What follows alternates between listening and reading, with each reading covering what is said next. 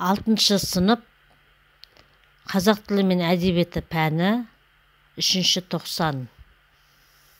Болашақ мамандықтары бөлімі бойынша жиынтық бағалау. Оқу мақсаты: орта көлемді шығармаларды түсіну, тақырыбы мен негізгі ойды анықтау.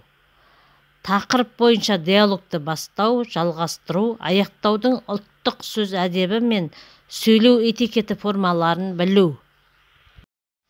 Бағалау критерийі: 1-2 тапсырма бойынша шығармаларды түсінеді, мәтін мазмұнына сай тақырып қояды, негізгі ойды анықтайды. Дескрипторы: мамандықтарды қызметіне сай сәйкестендіреді, 4 балл.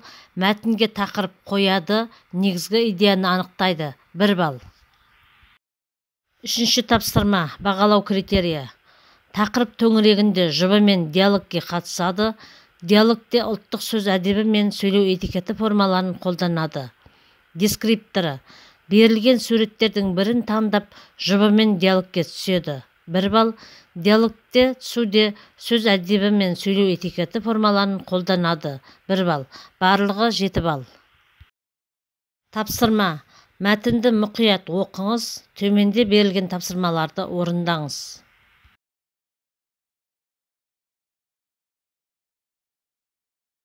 1-ші тапсырма. Мамандықтарды қызметіне қарай сәйкестендіру. 2-ші тапсырма. 1. Мәтіннің тақырыбын анықта. 2. Мәтіннің негізгі идеясына сәйкес келетін тұжырымды анықтаңыз. 3-ші тапсырма.